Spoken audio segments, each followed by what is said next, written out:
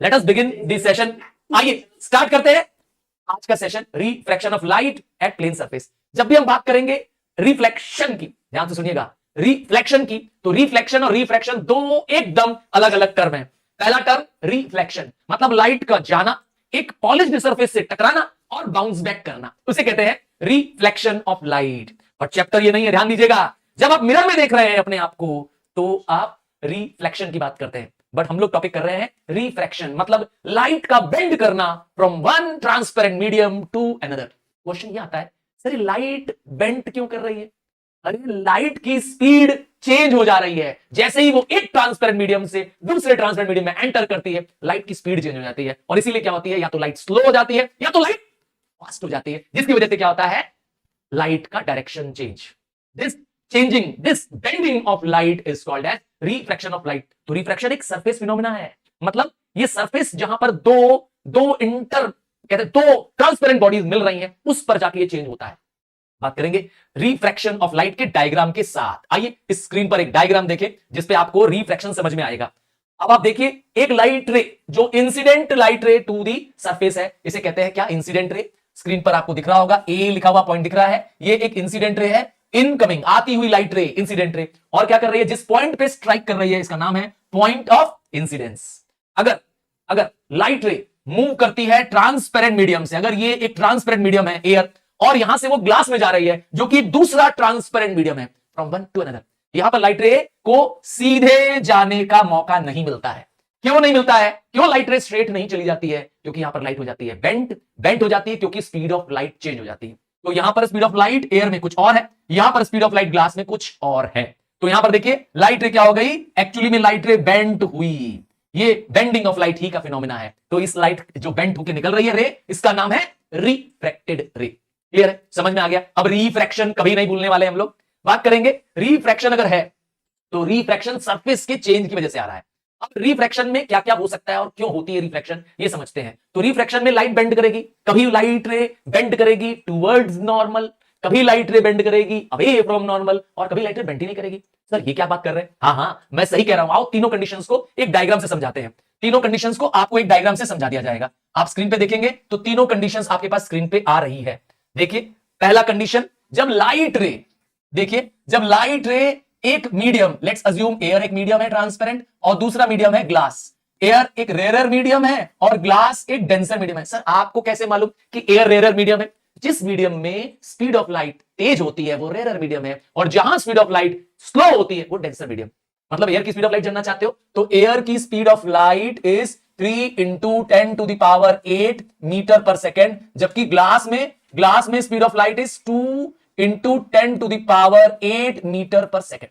देखा, आपको साफ साफ पता चल रहा है कि ग्लास की स्पीड, वहां पर लाइट की स्पीड क्या है, धीरे है। तो ग्लास डेंसर मीडियम, अब तो क्लियर हो गया, डेंसर और रेयर मीडियम समझ में आ गया। सो अब लाइट रे क्या कर रही है, देखिए लाइट रे एक मीडियम से, एक ट्रांसपेरेंट मीडियम से दूसरे ट्रांसपेरेंट मीडियम आने जा रही है। यहां पर आप स्क्रीन पे देखें, ये रही आती हुई लाइट रे, जिस पॉइंट पे लाइट रे टच कर रही है वो है इंसिडेंस, पॉइंट ऑफ इंसिडेंस। इस आती हुई रे का नाम है इंसिडेंट रे।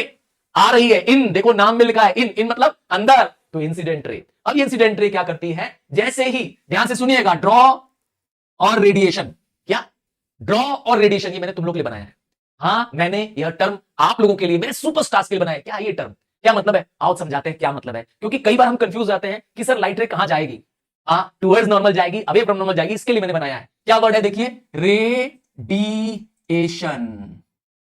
क्या नाम दिया मैंने, देख लीजिए प्लीज, क्या नाम है, रेडिएशन। हाँ रेडिएशन ऑफ लाइट आपने पढ़ा है ना, क्या कहते हैं, thermal radiation, infrared radiation, radiation. Sir ये क्यों याद कर रहे हैं, ये क्यों याद करा रहे हैं? आर मतलब रेयर, तो अगर लाइट रे रेयर से डेंसर, देखिए आर डी, तो क्या होगा, टुवर्ड्स नॉर्मल। अब याद कर लोगे, अब नहीं भूलोगे कि लाइट कब टुवर्ड्स नॉर्मल जाती है। आइए शो करते हैं आपको। देखिए लाइट रे क्या कर रही है, रेयर से निकल रही है, ये इंसिडेंट रे रेयर पे है, पॉइंट ऑफ इंसिडेंस के बाद जाना तो यहां चाहिए था लाइट रे को, देखिए ये जाती तो यहां लाइट रे, पर जाएगी नहीं लाइट रे, बल्कि क्या करेगी, टुवर्ड्स नॉर्मल चली आएगी। ये जो लाइट रे आ रही है यही है हमारी रिफ्रैक्टेड रे, रिफ्रैक्टेड रे। क्लियर है? और ये जो लाइन दिख रही है, जो परपेंडिकुलर लाइन है, इस परपेंडिकुलर लाइन का नाम है नॉर्मल। ठीक है, नॉर्मल 90 डिग्री की लाइन होती है, परपेंडिकुलर लाइन होती है। अब आप देखिए यहां पर जो एंगल बन रहा है, एंगल ऑफ इंसिडेंस, ये एंगल ऑफ इंसिडेंस किसके बीच में, नॉर्मल और रिफ्रैक्टेड रे के बीच, इंसिडेंट रे के बीच में। और दूसरा एंगल क्या बन रहा है, एंगल ऑफ रिफ्रैक्शन। तो पहला केस 1 जिसमें लाइट रे रेयरर से डेंसर गई तो क्या बन गया, रेडिएशन बन गया, रेडिएशन याद कर लो, रेडिएशन मतलब टुवर्ड्स नॉर्मल। क्लियर। अब क्या होगा रिवर्स केस, रिवर्स केस क्या हो सकता है, आओ देखें। रिवर्स केस में लाइट रे क्या करने वाली है, डेंसर से रेयरर की तरफ आने वाली है। इस केस में क्या हो जाएगा, लाइट रे ग्लास से निकलेगी और एयर की तरफ जाएगी। हाँ, ग्लास तो आप जानते हैं, अभी डिस्कस किया था, रेयरर मीडियम है। वाटर भी ले सकते हो क्योंकि वाटर की भी स्पीड कम होती है। वाटर की स्पीड कितनी है, 2.25 into 10 to the power 8। Clear. तो वाटर में भी स्पीड कम है, तो हमने ग्लास लिया फिलहाल। तो ये रहा हमारा नॉर्मल, बिना नॉर्मल के आप मत बड़ा करिए आगे, ठीक है। ये रहा नॉर्मल जो कि परपेंडिकुलर होता है। तो लाइट रे क्या कर रही है, इंसिडेंट है, आ गई इंसिडेंट है। क्लियर, इसे कहेंगे इंसिडेंट रे। ये रहा पॉइंट ऑफ इंसिडेंस। इस बार लाइट रे क्या करेगी, कहां से आ रही है, डेंसर से आ रही है। तो जब डेंसर से आए तो आप याद करिए ड्रॉ, क्या ड्रॉ।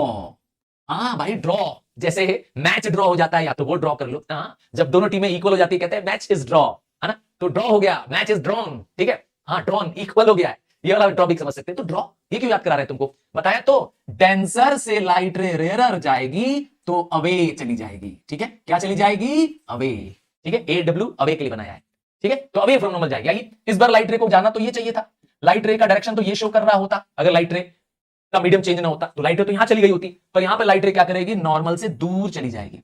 अब आप देखिए, ये आपकी रिफ्रैक्टेड रे नॉर्मल से काफी दूर चली गई है। यहां पर साइन आई, यहां सिंपली कहें एंगल ऑफ इंसिडेंस छोटा है और एंगल ऑफ रिफ्रैक्शन बड़ा है। क्लियर है, दो केस हो गया। तीसरा केस भी देख लिया जाए, क्या होगा अगर लाइट रे क्या हो, इंसिडेंट नॉर्मल ही चली आए। मतलब लाइट रे दो मीडियम्स के बीच में जो परपेंडिकुलर लाइन है, ये रही परपेंडिकुलर लाइन जिसे हम नॉर्मल कहते हैं।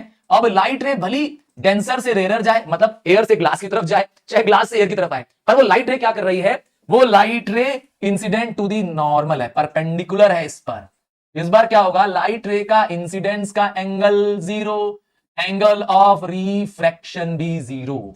मतलब लाइट बेंट नहीं करेगी, इट रिमेन्स अनडेविएटेड। ऐसा कब होगा, जब लाइट रे क्या होगी, is perpendicular, is incident to the normal. मतलब लाइट रे नॉर्मल के थ्रू 90 डिग्री के थ्रू जा रही है। क्लियर है, एकदम क्लियर है। तो ये तीन कंडीशंस पैदा होगी रिफ्रैक्शन ऑफ लाइट। सिर्फ तीन कंडीशंस आपको ध्यान देनी है। इसका अभी हम लोग डायग्राम बनाने में भी यूज करेंगे, तो जब हम आगे डायग्राम्स बनाएंगे तो इसकी बहुत जरूरत पड़ने वाली है। क्लियर है, ये तीन चीजें हो सकती हैं। कॉज ऑफ रिफ्रैक्शन मैं पहले बता चुका हूं, रिफ्रैक्शन का सबसे बड़ा रीजन है कि change of speed of light. आप जा रहे हैं, सड़क स्मूथ है, आपकी गाड़ी जूम से निकल रही है। अब इमेजिन करिए आपके पास सड़क खत्म हो गई है और गांव का कीचड़ वाला रोड आ गया। अब बताइए क्या तेरी गाड़ी उतनी तेज चलेगी जूम से, जी नहीं। अब तुम जैसे ही गांव की सड़क पे आ जाओगे जहां कच्ची सड़क होगी, क्या होगा, गाड़ी की स्पीड धीरे हो जाएगी, अचानक तुम्हारी गाड़ी ऐसे से मुड़ने लगेगी। यस और नो, हाँ। तो ये क्यों हो रहा है, तुम्हारी स्पीड ऑफ लाइट सडनली क्या हो गई है, चेंज हो गई है, ठीक है ना। ऐसा ऐसा होने की वजह से तुम्हारी गाड़ी बेंड हो जाएगी। बस यही सोचो लाइट के बारे में कि लाइट भी जा रही थी और उसके रास्ते में किसी ने क्या कर दिया, उसकी स्पीड अचानक क्या कर दी, ब्रेक कर दी, बस वहां से light bend. Laws of refraction समझते हैं। तो साइंटिस्ट है, नाम है विल्ब्रेड स्नेल, जिन्होंने लॉज दिया। तो स्नेल्स लॉ के नाम से जाना जाता है इसको। हाँ, स्नेल लॉ, हाँ लॉ वर्ड है, लॉ नहीं, लॉ। तो दो लॉज है जिनके नाम से ही है, विल्ब्रेड स्नेल। हाँ? पहला लॉ क्या कहता है कि incident ray, refracted ray and normal at the point of incidence all lie in a same plane. तीनों ही सेम प्लेन पर लाई करते, प्लेन इज फ्लैट, ठीक है ना। जब आप एक पेज पे क्या कर रहे हैं, डायग्राम ड्रॉ कर रहे हैं, तो आप देखते हैं कि तीनों क्या है, एक ही प्लेन पर है ना, एक फ्लैट सरफेस पे है, जो बात सही है, आपने देखा भी है। दूसरा रूल जो ध्यान से देखना है वो ये कहता है कि the ratio of sine of angle of incidence, मतलब आपको साइन आई, ये साइन क्या होता है, अरे भाई साइन थीटा, जो आपने ट्रिग्नोमेट्री पढ़ा था, साइन ऑफ एंगल ऑफ आई निकालना है, डिवाइड करना है इसको, इसका रेशियो निकालना है to sine of angle of refraction. मतलब साइन आई और साइन आई की वैल्यू को निकालकर डिवाइड करना है, यह वैल्यू हमेशा कांस्टेंट रहेगी। इस लाइन का क्या मतलब है, इस लाइन का मतलब है कि यह वैल्यू हर बार सेम आएगी और यह वैल्यू ही होती है refractive index. This value gives you the refractive index. Clear, sine I upon sine are. इसका यह भी मतलब है कि आप एंगल आई को और एंगल आर को जब जब चेंज करते रहेंगे, ये वैल्यूज चेंज होगी, पर इसके बाद भी इसका आंसर चेंज नहीं होगा। इसका नाम है क्या, स्नेल्स लॉ, ठीक है। सर विल्ब्रेड स्नेल ने दिया था, इसीलिए उनके नाम से रखा गया है स्नेल्स लॉ। ये देखते हैं रिफ्रैक्टिव इंडेक्स, क्योंकि इस चैप्टर का सबसे इंपॉर्टेंट टॉपिक है रिफ्रैक्टिव इंडेक्स। एक तरह से आम भाषा में बोले तो ये बताता है लाइट बेंट करेगी तो बेंट कितना करेगी। इसका मतलब ये हुआ कि अगर किसी का रिफ्रैक्टिव इंडेक्स बताता है लाइट की बेंट करने की एबिलिटी, मतलब रिफ्रैक्टिव इंडेक्स मोर देन 1 है तो लाइट बेंट ज्यादा करेगी, रिफ्रैक्टिव इंडेक्स लेस देन 1 है, लाइट कम बेंट करेगी। चलो समझते हैं रिफ्रैक्टिव इंडेक्स क्या है। इट इज द रेशियो, मैंने बताया था स्नेल्स लॉ का जो सेकंड पार्ट है। यस, सर विल्ब्रेड स्नेल ने कहा था, वही लिख रहे हैं, रिपीट कर रहा हूं। कोई नया नहीं है। It is the ratio of sine of angle of incidence in the first medium to the sine of angle of refraction in the second medium. यहां कितने लायक बात है कि जब हम रिफ्रैक्टिव इंडेक्स की बात करते हैं तो बेंडिंग एबिलिटी की बात करते हैं, लाइट के मुड़ने की एबिलिटी की बात करते हैं, कितना लाइट बेंड करेगी वो रिफ्रैक्टिव इंडेक्स बताता है। लाइट बेंड नहीं कर रही है, इसका मतलब है रिफ्रैक्टिव इंडेक्स क्या है, 0। अब समझ में आया? तो sine I to sine R, ध्यान देना है, ये कीवर्ड है, ये सिंबल म्यू बना हुआ है, इसको म्यू बोलते हैं। म्यू मतलब यू जैसा दिखता है ना, म्यू, ठीक है, म्याऊ नहीं है बिल्ली वाला, म्यू है, म्यू। तो MEW म्यू इज क्या, ये सिंबल रिफ्रैक्टिव इंडेक्स का सिंबल है, जिसमें आप साइन का एंगल ऑफ इंसिडेंस और साइन का एंगल ऑफ रिफ्रैक्शन, ये दोनों वैल्यूज निकालेंगे, यही आपका रिफ्रैक्टिव इंडेक्स होगा। ठीक है, ध्यान क्या देना है, रिफ्रैक्टिव इंडेक्स के साथ कोई यूनिट नहीं लगती है। अब भाई यूजुअली आप जब मेजर करते हैं किलोग्राम, किसी का मास तो आप बोलते हैं किलोग्राम, कहते हैं ना, जब कोई लिक्विड मेजर करते हैं तो आप लीटर यूज करते हैं, तो आप यूनिट लगाते हैं, इसमें यूनिट नहीं है। क्यों यूनिट नहीं है? क्योंकि इसके रेशियोज दोनों सिमिलर हैं, साइन आई और साइन आर दोनों एंगल है, रेशियोज वैल्यूज आएंगी वो सिमिलर आएंगी, इसीलिए यूनिट्स नहीं है, दोनों यूनिट कैंसिल हो जाते हैं। अब क्या इफेक्ट पड़ता है, क्या इफेक्ट पड़ता है स्पीड ऑफ लाइट का, कलर का, है ना, क्या इफेक्ट पड़ता है रिफ्रैक्टिव इंडेक्स पर, आइए देखते हैं। सबसे पहले ध्यान देते हैं कि क्या इफेक्ट पड़ता है स्पीड ऑफ लाइट का। ध्यान ये देना है कि जब जब हम रिफ्रैक्टिव इंडेक्स की बात करते हैं तो हम बेंडिंग ऑफ एबिलिटी की बात करते हैं, लाइट के बेंड करने की क्षमता की बात करते हैं। तो स्पीड ऑफ लाइट और रिफ्रैक्टिव इंडेक्स एक दूसरे के दुश्मन है, क्या एक दूसरे के दुश्मन है, मतलब स्पीड ऑफ लाइट इंक्रीज होगी तो बेंट लाइट कम करेगी। क्लियर? क्या क्या कहा मैंने, स्पीड ऑफ लाइट और रिफ्रैक्टिव इंडेक्स एक दूसरे के दुश्मन है, मतलब ऐसे लिख सकते हैं, speed of light increases, refractive index symbol से देखिए decreases, vice versa, inverse relation है। क्या रिलेशन है? स्पीड ऑफ लाइट का ऐसे लिख सकता हूं, speed of light is inverse two the refractive index, ये लिखा सिंबल में। क्लियर है? मतलब स्पीड ऑफ लाइट डिक्रीज करेगी, रिफ्रैक्टिव इंडेक्स हाई हो जाएगा। अब क्लियर है, समझ में आ गया? दूसरा किस पे डिपेंड करता है speed of light, sorry refractive index, frequency of light source. तो क्या स्पीड ऑफ लाइट फ्रीक्वेंसी से कोई लेना देना? जवाब है नहीं, इट डज नॉट चेंज। ठीक है, फ्रीक्वेंसी ऑफ लाइट क्या करती है, जो लाइट सोर्स है वो चेंज नहीं होती है। अच्छा, एक फॉर्मूला है जिससे आपको क्या करना है, कोरिलेट करना, what is the relation between the frequency, the wavelength and speed of light. तो आपको कहेगा गिव वन रिलेशन, तो आप फॉर्मूला बताएंगे। इस पे छोटा सा न्यूमेरिकल भी बनता है, क्या, वेलोसिटी ऑफ लाइट, क्या चीज, velocity of light, speed of light is equal to frequency into wavelength. ये जो उल्टा वाई दिख रहा है आपको, ये जो उल्टा वाई दिख रहा है, ये लैम्डा है, सिंबल ऑफ वेवलेंथ है। क्लियर? लैम्डा है, ठीक है, तो ये फॉर्मूला आपको याद होना चाहिए। ये आगे बढ़े, स्पीड ऑफ लाइट अलग अलग मीडियम में अलग अलग रहती है, ये आपको पता होना चाहिए। जैसे कि स्पीड ऑफ लाइट सबसे ज्यादा है रेड की, अगर कलर की बात करते हैं, हाँ, रेड की स्पीड ऑफ लाइट ज्यादा है, जबकि वॉयलेट की स्पीड ऑफ लाइट कम है। ठीक है, तो स्पीड ऑफ लाइट अगर कंपेयर करें तो अलग अलग है, तो रिफ्रैक्टिव इंडेक्स भी अलग अलग होगा। सही में?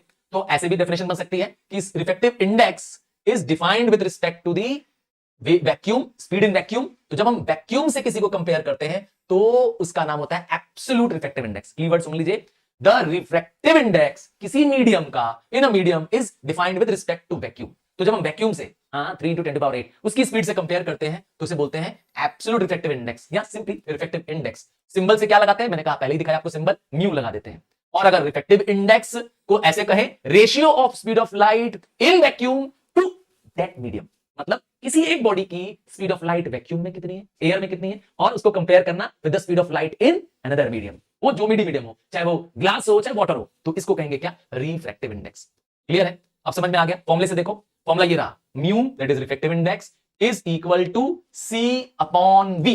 ये सी क्या है, सी है speed of light in air या वैक्यूम, वो ऊपर है, और नीचे क्या है, वी क्या दिख रहा है, speed of light in that medium जिससे हम कंपेयर कर रहे हैं, जिसका हमें रिफ्रैक्टिव इंडेक्स निकालना है। मान लीजिए हमें रिफ्रैक्टिव इंडेक्स ऑफ ग्लास निकालना है, ठीक है, रिफ्रैक्टिव इंडेक्स किसका चाहिए, ग्लास का। तो क्या करेंगे, speed of light in air ऊपर रखेंगे, मैंने कहा 3 × 10⁸ मीटर पर सेकेंड। ग्लास की स्पीड ऑफ लाइट है 2 × 10⁸ मीटर पर सेकेंड। अब आप इसको सिंप्लीफाई करिए, जो ये वैल्यू आएगी वही आपका रिफ्रैक्टिव इंडेक्स होगी। हमारी वैल्यू देखिए क्या आ रही है, हमारी वैल्यू आ रही है 3/2 या 1.5, ये है refractive index of glass. Clear है? समझ में आ गया? इस तरह से आप रिफ्रैक्टिव इंडेक्स निकाल सकते हैं। फॉर्मूला भी समझ में आ गया आपको, और ये डेफिनेशन भी आ गई। अब आता है refractive index of a light to pass undeviated. तो मैंने बताया कब ऐसा होगा कि लाइट रे पास करेगी पर वो बेंड ही नहीं करेगी। एक कंडीशन तो पहले आपने देख ली थी, डायग्राम दिखाया था। पहली कंडीशन ये थी कि जब angle of incidence at the boundary of the two medium is 0। इसका क्या मतलब है सर, ये क्या मतलब हुआ, इसका मतलब हुआ कि लाइट रे जिस भी एंगल मीडियम से आ रही है, मान लेते हैं एयर से ग्लास जा रही है, तो लाइट रे का एंगल ऑफ इंसिडेंस, ये रहा एंगल ऑफ इंसिडेंस 0।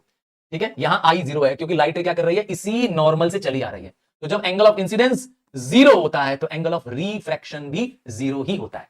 ये हो गया केस 1, जब लाइट रे बेंट नहीं करती है। केस 2 तब हो सकता है जब बॉडी का रिफ्रैक्टिव इंडेक्स क्या हो, सेम हो। मतलब दो बॉडीज हैं, जैसे अज्यूम करता हूं, अपने मन से कह रहा हूं, ग्लास 1 पहली बॉडी है, दूसरी बॉडी है ग्लास 2। दो ग्लासेस हैं पर दोनों का रिफ्रैक्टिव इंडेक्स सेम है। ठीक है, तो अब लाइट रे क्या करेगी, सीधे चली जाएगी, बेंट नहीं करेगी। क्यों? क्योंकि रिफ्रैक्टिव इंडेक्स दोनों का सेम है। अब क्लियर हुआ? दो कंडीशंस हो गई, जब लाइट रे क्या करेगी, अनडेविएटेड, बिना बेंट किए स्ट्रेट रिफ्रैक्शन नहीं करेगी। क्लियर? बात करते हैं रिफ्रैक्टिव इंडेक्स किन किन चीजों पर डिपेंड करता है, क्या क्या वो फैक्टर्स हैं।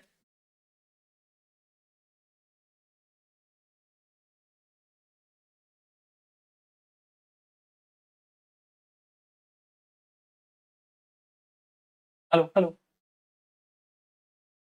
चलिए कोई बात नहीं, एक बार अभी आज लाइट ने फिर धोखा दे दिया, सडनली लाइट क्रैश हुई और फिर चले गया। चलिए स्टार्ट कर रहे हैं, वापस कर रहे हैं जहां पे हमने ब्रेक किया है।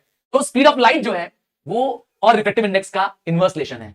मतलब अगर स्पीड ऑफ लाइट लेस होगी, स्पीड ऑफ लाइट कम होगी, तो रिफ्रैक्टिव इंडेक्स ज्यादा होगा। क्रॉस कनेक्शन है, ध्यान दीजिएगा। रिवर्स रिलेशन है, हम कहते हैं इनवर्स रिलेशन है। क्या मैंने बोला, स्पीड ऑफ लाइट सिंबल से लिखा मैंने v, और क्या रिलेशन है, रिफ्रैक्टिव इंडेक्स के साथ इनवर्स है। तो स्पीड ऑफ लाइट ज्यादा होगी, रिफ्रैक्टिव इंडेक्स कम होगा, और या तो स्पीड ऑफ लाइट कम होगी, रिफ्रैक्टिव इंडेक्स ज्यादा होगा। नेक्स्ट है, किस पे डिपेंड करता है, टेम्परेचर पे। टेम्परेचर याद रखिएगा, टेम्परेचर जैसे ही किसी का इंक्रीज करोगे वहां पे बॉडी का स्पीड ऑफ लाइट बढ़ जाएगा। तो टेम्परेचर अगर इंक्रीज करेगा, temperature increase, refractive index decrease. Again temperature और रिफ्रैक्टिव इंडेक्स का भी इनवर्स रिलेशन है। भाई लॉजिक दे रहा हूं ना, टेम्परेचर बढ़ाओगे मतलब गर्मी बढ़ेगी, तो स्पीड ऑफ लाइट भी बढ़ जाएगी, और स्पीड ऑफ लाइट और रिफ्रैक्टिव इंडेक्स दुश्मन है, एक दूसरे के रिवर्स है। फिर से यहां भी वही हो जाएगा। तीसरा और आखिरी केस है, कलर पे क्या इफेक्ट पड़ता है, स्पीड ऑफ लाइट का, रिफ्रैक्टिव इंडेक्स का और वेवलेंथ पे। पहले कलर की बात करते हैं। आपने देखा होगा कि एक व्हाइट लाइट 7 रंगों में ब्रेक हो जाती है जब वो किसी प्रिज्म से पास करती है, तो मालूम है आपको। तो ये जो कलर है, ध्यान से सुनिएगा, ये जो कलर है उसमें रेड ऐसा कलर है जिसमें स्पीड ऑफ लाइट सबसे ज्यादा है। इसकी रेड की स्पीड, रेड की वेलोसिटी इज मैक्सिमम। रेड की स्पीड इन कलर लाइट में सबसे ज्यादा होती है, इसीलिए रेड सबसे कम बेंट करता है। क्या करता है, इसका रिफ्रैक्टिव इंडेक्स लो होता है, क्योंकि फिर से बता रहा हूं, स्पीड ऑफ लाइट और रिफ्रैक्टिव इंडेक्स एक दूसरे के रिवर्स हैं, एक दूसरे के उल्टा चलते हैं, इनवर्स चलते हैं। और रेड जो लाइट है सबसे ज्यादा स्पीड में चलती है, इसीलिए रेड को यूज करते हैं as a symbol of danger. हाँ देखिए, जहां पे भी, चाहे वो ट्रेन के सिग्नल्स हो या ट्रैफिक के सिग्नल्स हो, रेड कलर यूज करते हैं। जबकि वॉयलेट ठीक रिवर्स है, वॉयलेट कलर एकदम रिवर्स बात करते हैं। वॉयलेट कलर में क्या होगा, स्पीड ऑफ लाइट सबसे कम होगी और सबसे ज्यादा रिफ्रैक्टिव इंडेक्स, अर्थात सबसे ज्यादा बेंट करती है वॉयलेट लाइट। बात करते हैं वेवलेंथ की, सेम रिलेशन है। वेवलेंथ सबसे ज्यादा किसका है, रेड का है। हाँ, रेड का वेवलेंथ सबसे ज्यादा है, तो वेवलेंथ सबसे ज्यादा है, फिर रेड क्या करती है, सबसे कम बेंट करती है। तो इसका मतलब वेवलेंथ के साथ भी रिफ्रैक्टिव इंडेक्स का इनवर्स रिलेशन है। क्या, वेवलेंथ और रिफ्रैक्टिव इंडेक्स रिवर्स, इनवर्स काम करते हैं। वेवलेंथ ज्यादा, सर ये वेवलेंथ क्या होता है, ये पूछोगे। The distance between two successive crest और ट्रफ। ध्यान है आपको, क्रेस्ट ऊपर होता था, ट्रफ नीचे होता था, ध्यान है। तो जब जब ट्रांसवर्स वेव बनाते हैं तो जो ऊपर दो क्रेस्ट मिलते हैं, याद है, तो उसके डिस्टेंस को कहते हैं। तो एक wavelength is the distance covered for one successive crest या ट्रफ। तो जब क्या हो, वेवलेंथ क्या हो, ज्यादा है, तो रिफ्रैक्टिव इंडेक्स हो जाएगा कम। क्लियर, रिलेशन क्लियर है यहां पर। आइए आगे बढ़े, आपसे पूछा जा सकता है। ठीक है, नेक्स्ट आते हैं, प्रिंसिपल ऑफ रिवर्सिबिलिटी की बात करते हैं। ये कैसा प्रिंसिपल है, ये प्रिंसिपल बहुत सिंपल है। कहता है कि अगर लाइट रे किसी एक मीडियम से दूसरे मीडियम में गई, एयर से ग्लास गई, तो क्या वो सेम उसी पाथ पे वापस आ सकती है? जवाब है हाँ, जवाब है हाँ। तो लाइट जिस पाथ से ट्रेवल करती है from one medium to another, उसी पाथ से वापस बैक भी आ सकती है अपने ओरिजिन में। जरा इसको ध्यान से देखिए, आप इसमें देखिए, लाइट रे ट्रेवल कर रही है फ्रॉम मीडियम 1, ये रहा ब्लैक एरो, टू मीडियम 2। यहां लाइट रे बेंट हो रही है, मीडियम 1 से मीडियम 2 की गई, बट बाद में देखिए क्या हो रहा है, अब लाइट रे medium 2 that is second medium से वापस क्या हो रही है, उसी पाथ पे, सेम पाथ पे क्या हो जा रही है, वापस आ जा रही है। This is called as principle of reversibility. Clear. एक इंपॉर्टेंट चीज जो आपको समझनी है, जो हर बार रिपीट होती है, वो ब्लॉक डायग्राम। मतलब अगर लाइट रे किसी ग्लास ब्लॉक, एक रेक्टेंगुलर ग्लास ब्लॉक से पास करे तो क्या होगा। आओ इसको डायग्राम से भी देखते हैं और समझते हैं। ये रहा एक रेक्टेंगुलर ग्लास ब्लॉक, एक मोटा सा फिक्स ग्लास ब्लॉक होता है। आई एम श्योर अगर आप फिजिक्स लैब में गए हैं अपने स्कूल में तो इसको जरूर देखा होगा। ये रहा एक rectangular glass block. Light ray जो इंसिडेंट है टू द ग्लास ब्लॉक, पहले वो लाइट रे एयर से ग्लास में एंटर कर रही है। तो ध्यान दीजिए, आप एयर से मतलब रेयर से डेंसर जा रहे हैं। तो मैंने आपको एक याद दिलाया था वर्ड, रेयर से डेंसर, याद है? नहीं, ये याद करो, ये याद करो। हाँ, रेडिएशन, मैंने याद कराया था, 2 वर्ड याद दिलाया, रेडिएशन और ड्रॉ। यहां पर क्या हो रहा है, रेरर टू डेंसर जा रही है, तो क्या होगा, टुवर्ड्स नॉर्मल। ध्यान देंगे, टुवर्ड्स नॉर्मल, आर से रेरर, डी से डेंसर, टी से टुवर्ड्स नॉर्मल, तो लाइट रे नॉर्मल की तरफ जाएगी। चेक करिए, ये है हमारा नॉर्मल, लाइट रे जाना तो यहां चाहिए था, देखिए लाइट रे जाती तो यहां अगर वो बेंट नहीं करती, पर लाइट रे क्या कर रही है, नॉर्मल के नजदीक आ गई है। देखिए लाइट रे नॉर्मल के पास चली आई है, आ गई है, तो ये आपकी लाइट रे है, रिफ्रैक्टेड रे। अब ये ग्लास के अंदर है, अब ये रिफ्रैक्टेड रे कहां है, विद इन द ग्लास है, तो अब ग्लास डेंसर है, अब लाइट रे यहां से कहां पहुंचने वाली है, वापस ग्लास से बाहर आने वाली है। फिर क्या करेगी लाइट रे, ड्रॉ करेगी, क्या करेगी, DRAW, ड्रॉ। मतलब अब लाइट रे क्या करेगी, डेंसर से रेरर आ रही है तो नॉर्मल से दूर चले जाएगी। देखिए डी डेंसर, आर रेरर, तो अवे, तो कहां चले जाएगी, नॉर्मल से अवे, तो ड्रॉ करना है। ठीक है, मैंने मैच वाला ड्रॉ भी बताया था तुम लोग को, जैसे मैच ड्रॉ हो जाता है, बराबरी में छूट जाता है, तो यहां पे लाइट रे क्या कर रही है, देखिए डेंसर से निकल रही है, ग्लास से निकल रही है, ये लाइट रे अब देखिए नॉर्मल से दूर चले गई। ठीक है, जो लाइट रे बाहर निकल रही है इसको कहते हैं इमर्जेंट रे। तो इंसिडेंट रे, रिफ्रैक्टेड रे जो बेंट हुई थी और जो बाहर निकल रही है ग्लास ब्लॉक के, उसका नाम है इमर्जेंट रे। इमर्ज हो रही है ना, बाहर आ रही है ना। तो अब समझना है, इसमें कीवर्ड है लैटरल डिस्प्लेसमेंट, थोड़ा ध्यान से देखिएगा। तो ये जो इंसिडेंट रे है, अगर इसको हम प्रोड्यूस कर दें, मतलब इसको खींच के बड़ा कर दें, तो क्या होगा, एक लाइट रे पैरेलल बन जाएगी इमर्जेंट रे के। एक लाइट रे आप जूम करके देख सकते हैं, तो ये जो incident ray when extended it becomes parallel to the emergent ray. तो इसके दोनों के परपेंडिकुलर डिस्टेंस को कहते हैं लेटरल डिस्प्लेसमेंट। सिंबॉलिकली मैंने लिखा है डी क्या है, लेटरल डिस्प्लेसमेंट। ये क्या होता है, the perpendicular distance between the emergent रे एंड द इंसिडेंट रे प्रोड्यूस्ड। क्या, इसको क्या बोलेंगे, इंसिडेंट रे प्रोड्यूस्ड। अगर इंसिडेंट रे को without refraction, without bending produce कर दें, इन दोनों के बीच का परपेंडिकुलर डिस्टेंस कहलाएगा लेटरल डिस्प्लेसमेंट। क्लियर है, लेटरल डिस्प्लेसमेंट। अब लेटरल डिस्प्लेसमेंट किस पे डिपेंड करता है, ये बेंडिंग किस पे डिपेंड करती है। एक क्वेश्चन और भी आ रहा है, सर ये लाइट रे पैरेलल क्यों है, ये लाइट रे और ये लाइट रे पैरेलल क्यों है, सर ये दोनों पैरेलल क्यों है। तो रीजन है क्योंकि ये ग्लास ब्लॉक है। व्हाई दिस लाइट रे इज पैरेलल, ये इंसिडेंट रे और इमर्जेंट रे पैरेलल क्यों है, तो ये ग्लास ब्लॉक है, ग्लास ब्लॉक में पैरेलल सरफेसेस होती हैं। ध्यान से देखिएगा, ये रेक्टेंगुलर ग्लास ब्लॉक है, तो ये रेक्टेंगल के जो साइड्स होते हैं अपोजिट, वो पैरेलल होते हैं, इसीलिए रिफ्रैक्टेड रे भी क्या है, पैरेलल है। अब समझ में आ गया, why this ray, these two rays are parallel. Clear है। अब टॉपिक ये है कि सर ये किस पे डिपेंड करता है, तो पहला टॉपिक, पहला पॉइंट है, ये थिकनेस पे डिपेंड करता है। इसका मतलब जितना थिक ग्लास लोगे, क्या ये ग्लास ब्लॉक बहुत थिक सा होता है, जितना थिक लोगे लेटरल डिस्प्लेसमेंट उतना ज्यादा होगा। इसका मतलब है डायरेक्ट रिलेशन है, मतलब thickness of the glass increases, lateral displacement increases. Vice versa भी कर सकते हो, डायरेक्ट रिलेशन है। दूसरा किस पे डिपेंड करता है, एंगल ऑफ इंसिडेंस पे। एंगल ऑफ इंसिडेंस कहां पर है, ये रहा, नॉर्मल और इंसिडेंट रे के बीच में एंगल होता है, उसे कहते हैं the angle between the normal and the incident ray is called as angle of incidence. Again direct relation है, मतलब जैसे ही एंगल ऑफ इंसिडेंस इंक्रीज करेगा, लेटरल डिस्प्लेसमेंट भी इंक्रीज करेगा। ठीक है, ये एंगल यहां पे आ जाता है, आपको पता होना चाहिए, angle I is equal to angle E. इसमें एक रेक्टेंगुलर ग्लास ब्लॉक में लाइट का एंगल ऑफ इंसिडेंस और एंगल ऑफ इमर्जेंस दोनों इक्वल होता है, तो इसलिए ये ज्यादा हो गया, एंगल ऑफ इंसिडेंस ज्यादा है, तो लाइट का डेविएशन भी ज्यादा होगा, लाइट का लेटरल डिस्प्लेसमेंट भी ज्यादा होगा। तीसरा पॉइंट है रिफ्रैक्टिव इंडेक्स। ग्लास ब्लॉक कितने रिफ्रैक्टिव इंडेक्स का है, तो अगेन रिफ्रैक्टिव इंडेक्स से भी डायरेक्टली प्रोपोर्शन होता है लाइट का बेंड करना, क्योंकि रिफ्रैक्शन क्या है, बेंडिंग है, तो रिफ्रैक्टिव इंडेक्स एक नंबर है जो उस बेंडिंग का नंबर है, कितना लाइट बेंड करेगी। समझ में आया, तो रिफ्रैक्टिव इंडेक्स के साथ भी क्या रिलेशन है, डायरेक्टली प्रोपोर्शनल, मतलब refractive index of glass high होगा, लेटरल डिस्प्लेसमेंट भी ज्यादा होगा। क्लियर, तीनों के साथ देखिए, थिकनेस, एंगल ऑफ इंसिडेंस और रिफ्रैक्टिव इंडेक्स, तीनों के साथ ये क्या है, डायरेक्टली प्रोपोर्शनल है, लेटरल डिस्प्लेसमेंट डायरेक्टली प्रोपोर्शनल। आइए आगे समझते हैं क्या होगा अगर लाइट रे किसी एक ऐसे ग्लास पे पड़े जो कि थिक ग्लास है और नीचे क्या है, मिरर है। आइए देखते हैं किससे हम कहते हैं मल्टीपल इमेज। थोड़ा ध्यान से समझिएगा ये फिनोमेना। आप कभी सैलून में गए ना, बाल कटवाने गए, बार्बर के पास गए, सैलून में गए, कभी ध्यान दिया कि आगे एक मिरर होता है आपके, जहां आप बाल से अपने आप कटते हुए देख रहे होते हैं, पर आपके पीछे भी एक मिरर होता है। कभी ध्यान दिया कि आपको अपनी ही बहुत सारी इमेज दिखाई देती है। कभी ध्यान दीजिएगा, कभी सैलून में जाइएगा, इस बार अपने बार्बर के सैलून में जाइएगा तो जरूर से ध्यान दीजिएगा बाल कटते समय। क्यों तुम्हारी मल्टीपल इमेज बन रही है, क्योंकि एक मिरर और दूसरा मिरर एक दूसरे के पीछे है, तो मल्टीपल इमेजेस पैदा कर रहा है, क्योंकि वो पर एक मिरर दूसरे मिरर के पैरेलल होने की वजह से क्या हो जा रहा है, बहुत सारी क्या हो रहे हैं, इमेजेस क्या हो रही हैं, एक इमेज दूसरे के लिए ऑब्जेक्ट बन जा रही है, और जो दूसरे के लिए ऑब्जेक्ट बनी है वो तीसरे के लिए क्या बन जा रही है, इमेज बन जा रही है, सो ऑन। और यहां पर एक ग्लास ब्लॉक है, मतलब एक ग्लास ब्लॉक है, ये रहा MN, ये है MN, एक ग्लास ब्लॉक। ग्लास ब्लॉक के नीचे ध्यान से देखिएगा, थिक ग्लास है, सिर्फ प्लेन ग्लास बोला, मिरर नहीं बोला मैंने प्लेन ग्लास बोला, शीशा बोला। ठीक है, अब आईना लगा है नीचे, यहां पर क्या है, सिल्वर्ड है। सिल्वर्ड देखिए कहां पर है, नीचे सरफेस पे, N और P सिल्वर्ड सरफेस है। तो एक थिक ग्लास, एक मोटा सा शीशा, प्लेन ट्रांसपेरेंट शीशा, पर नीचे से क्या है, सिल्वर्ड है। देखिए क्या होगा, पहली लाइट रे ये रही A से B, ये हो गई हमारी इंसिडेंट रे। क्लियर है, समझ में आ रही है। ये जो पहली लाइट रे से जो रिफ्रैक्टेड रे निकल रही है, जो कि आपको पी के रूप में दिख रही है, ये लेस ब्राइट होगी, क्या कम चमक वाली होगी।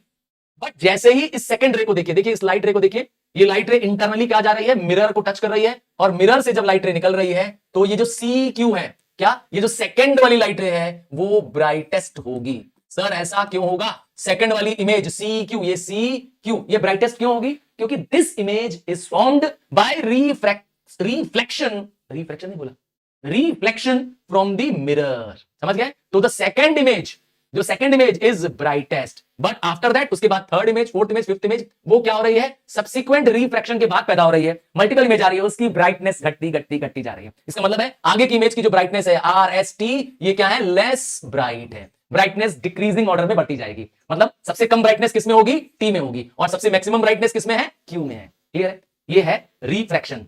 आइए आगे बढ़ जाते हैं, बात समझते हैं प्रिज्म की। प्रिज्म क्या है? क्या आपने कोई ट्रायंगल ग्लास सरफेस, जो आगे से तो ट्रायंगल दिखता है, ठीक है, और आप बैक ठीक करते हैं तो भी ट्रायंगल दिखता है, बट साइड में क्या होता है, रेक्टेंगल्स होते हैं। नहीं ध्यान दिया? ये पांच सरफेस का प्लेन ग्लास का, मिरर नहीं है, ध्यान दीजिएगा, प्लेन ग्लास का एक ऑब्जेक्ट होता है, हम इसे कहते हैं प्रिज्म। क्या है प्रिज्म? एक ट्रांसपेरेंट मीडियम है जिसमें 5 प्लेन सरफेसेस है with a triangular cross section. मतलब आगे ट्रायंगल है, पीछे ट्रायंगल है, पर यहां साइड्स में जिसको हम रिफ्लेक्टिंग सरफेस कहते हैं, वहां रेक्टेंगल है और नीचे भी रेक्टेंगल है। चलिए देखते हैं, ये रहा आपके पास इमेज, थोड़ा ध्यान से देखिए। हाँ, ये रहा आपका इमेज। आप देखेंगे कि प्रिज्म आपको फ्रंट से ये सरफेस जो दिखा रहा है, ये सरफेस इसका रिफ्रैक्टिंग सरफेस है। यहीं से लाइट रे क्या करती है, बेंट करती है। ये रहा सेकंड रिफ्रैक्टिंग सरफेस, ये दो रिफ्रैक्टिंग सरफेस है, और इन दोनों के बीच में यहां बनता है angle of prism, angle between the two reflecting surface. Symbolically A लिख दिया मैंने, क्या नाम है इसका, नाम है एंगल ऑफ प्रिज्म। कहां मिलेगी आपको, जो दो रिफ्लेक्टिंग सरफेस मिलेगी प्रिज्म में, जो कि ट्रायंगल का पार्ट है, देख लीजिए इधर भी है और ये भी है, ये भी रिफ्लेक्टिंग सरफेस है, ठीक है। इन दोनों रिफ्लेक्टिंग सरफेस के बीच में जो एंगल बन रहा है, इसका नाम है एंगल ऑफ प्रिज्म। नीचे जो बेस दिख रहा है, ये बेस ऑफ द प्रिज्म है। क्लियर है? नीचे जो दिख रहा है वो बेस है। क्लियर? समझ में आ गया प्रिज्म कैसा दिखता है? आइए, क्या होगा अगर लाइट रे प्रिज्म से पास होगी तो? आइए समझते हैं। When a single colour light, sir ये मोनोक्रोमेटिक लाइट, अरे भाई एक कलर की लाइट, अब वो चाहे रेड हो, अब वो चाहे पिंक हो, चाहे ब्लू हो, हाँ कोई एक कलर की लाइट अगर जा रही हो तो उसे कहते हैं मोनोक्रोमेटिक कलर। क्या होगा जरा सा थोड़ा ध्यान से देखेंगे, ध्यान से देखना है, क्योंकि इस पर हम आपको प्रूविंग भी कराएंगे, आपको प्रूव कराना है कुछ। चलिए समझते हैं। ये एक प्रिज्म है ए बी सी, आप फ्रंट फेस देख रहे हैं प्रिज्म का, ठीक है, फ्रंट फेस जो कि एक ट्रायंगल दिख रहा है आपको, ठीक है। अब एक लाइट रे आपको आती हुई नजर आ रही है, आप कहेंगे सर ये इंसिडेंट रे है। इंसिडेंट रे जिस पॉइंट पे स्ट्राइक करती है इसका नाम है पॉइंट ऑफ इंसिडेंस, और ये रहा एक परपेंडिकुलर लाइन जिसे हम नॉर्मल के नाम से जानते हैं, ये रहा वो नॉर्मल परपेंडिकुलर होती है, 90 डिग्री की लाइन होती है। तो अब ये बन गया एंगल ऑफ इंसिडेंस। ध्यान से देखिए, I1 क्या है आपका, एंगल ऑफ इंसिडेंस। थोड़ा ध्यान से देखेंगे एंगल ऑफ इंसिडेंस इस डायग्राम को, क्योंकि इसकी बहुत जरूरत पड़ने वाली है। क्लियर है? एंगल ऑफ इंसिडेंस क्लियर है? ये तो कहेंगे सब दिख रहा है। अब देखिए लाइट रे क्या कर रही है, एयर से ग्लास की तरफ आ रही है। ये लाइट रे एयर जो कि रेयर मीडियम है से ग्लास की तरफ आ रही है। तो आपको याद होगा क्या होता है, जब लाइट रे रेयर से डेंसर जाती है तो रेडिएशन होता है। क्या होता है? तो रेडिएशन याद है, मैंने कहा था, मैं बार बार बोलूंगा आपको, रेडिएशन होता है। मतलब लाइट रे क्या करती है, टुवर्ड्स नॉर्मल जाती है, रेडिएशन। तो देखिए लाइट रे क्या कर रही है, ये रहा नॉर्मल हमारा, सॉरी ये रहा हमारा नॉर्मल, ठीक है। लाइट रे नॉर्मल के पास चली आई है, ये रहा वो लाइट रे। ये जो लाइट रे बीच में दिख रही है इसका नाम है रिफ्रैक्टेड रे।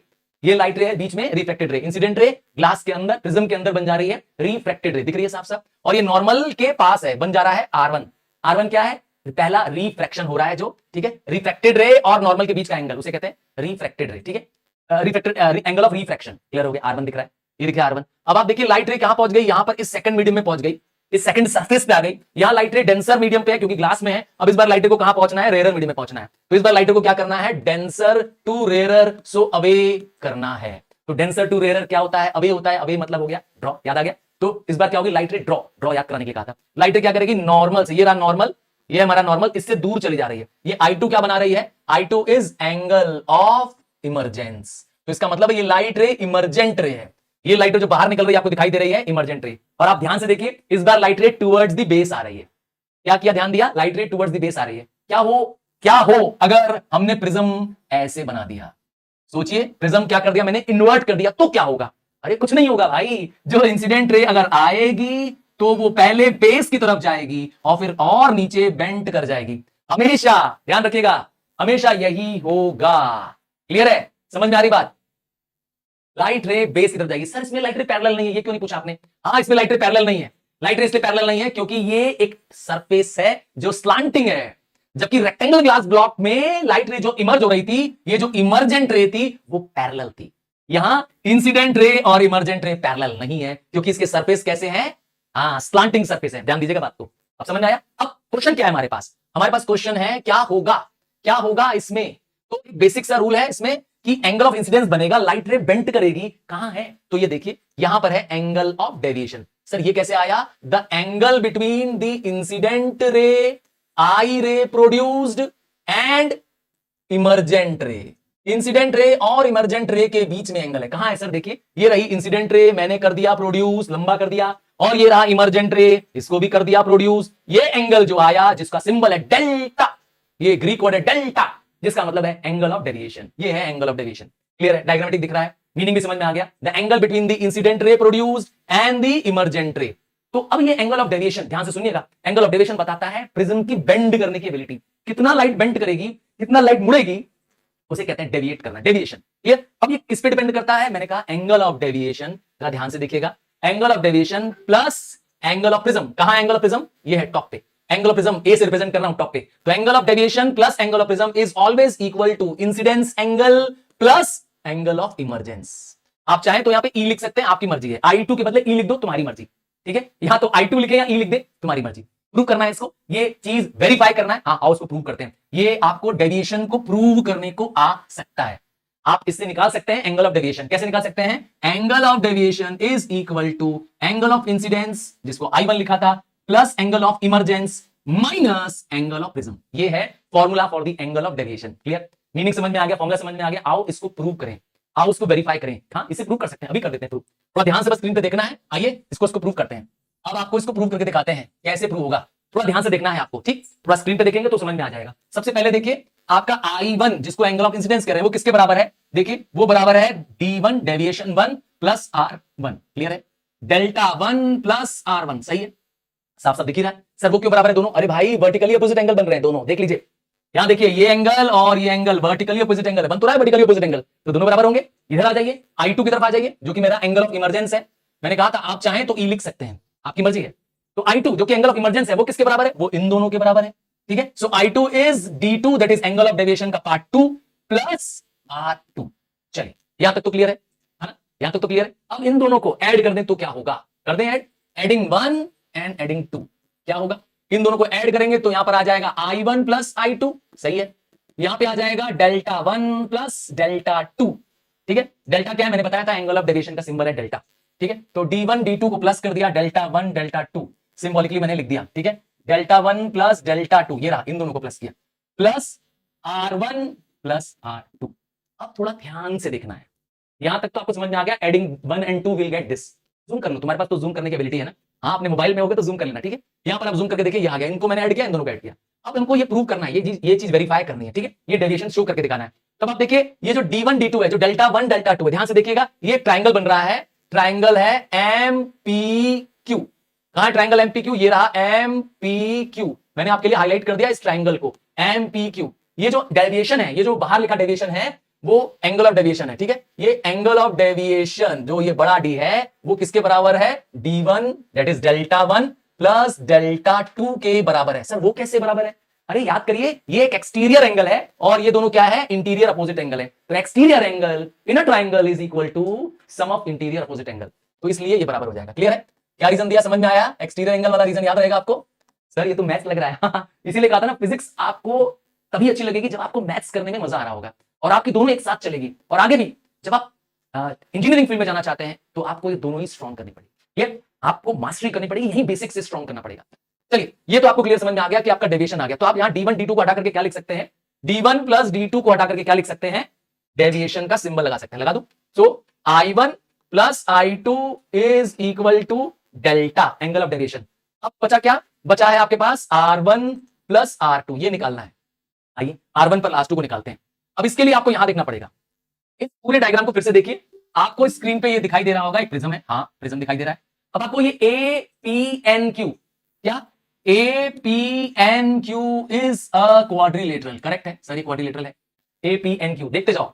हाँ, एपीएनक्यू क्वाड्रिलेटरल है और आपको पता है ये 90 डिग्री है क्योंकि परपेंडिकुलर है, ये 90 डिग्री है, तो कितना हो गया 180। बचा कौन? Angle A plus angle N. Angle A angle of prism है प्लस एन। एन कहां है? ये रहा। एंगल एन कहां है?